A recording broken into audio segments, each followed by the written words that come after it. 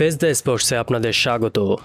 নকআউটের রোমাঞ্চকর ম্যাচে পেনাল্টি মিসের ধাক্কা সামলে আবারও আর্জেন্টিনার ত্রাণকর্তা হিসেবে আবির্ভূত হলেন লিওনেল মেসি। মঙ্গলবার আটলান্টায় মিশরের বিপক্ষে শেষ ১৬-এর ম্যাচে ক্রিস্টিয়ান রোমেরোকে দিয়ে গোল করিয়ে দলকে ম্যাচে ফেরানোর পাশাপাশি বিশ্বকাপের একাধিক নতুন ইতিহাস গড়েছেন ৩৯ বছর বয়সী এই ক্ষুদে জাদুকর। মিশরের বিপক্ষে করা অ্যাসিস্টটি বিশ্বকাপে মেসির নবম অ্যাসিস্ট। এর মাধ্যমে তিনি ফুটবল কিংবদন্তি ডিয়েগো ম্যারাডোনাকে ছাড়িয়ে বিশ্বকাপের আর্জেন্টিনার পক্ষে সর্বোচ্চ অ্যাসিস্টের রেকর্ড নিজের করে নিলেন। একই সাথে বিশ্বের প্রথম খেলোয়াড় হিসেবে ৬টি ভিন্ন ভিন্ন বিশ্বকাপ আসরে অ্যাসিস্ট করার অন্যতম কীর্তি গড়লেন তিনি।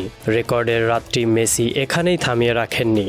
ম্যাচের ৮৩ মিনিটে সমতাসূচক গোল করে বিশ্বকাপের নিজের গোল সংখ্যা নিয়ে গেছেন ২১-এ, যা বিশ্বকাপের ইতিহাসের সর্বোচ্চ।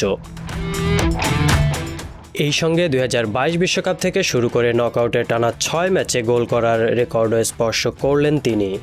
এর আগে কেপ ভার্দে এবং এবারের মিশরের বিপক্ষে গোল করার মাধ্যমে প্রথম খেলোয়াড় হিসেবে বিশ্বকাপে টানা ৯ ম্যাচের গোলের অবিশ্বাস্য মাইলফলকও স্পর্শ করলেন আল বিসেলেস্তেদের এই মহানায়ক। বিশ্বকাপের সকল আপডেট সবার আগে পেতে চোখ রাখুন ফেস দ্য স্পোর্টসে। বিস্তারিত জানাচ্ছিলেন সুহাইল মনি।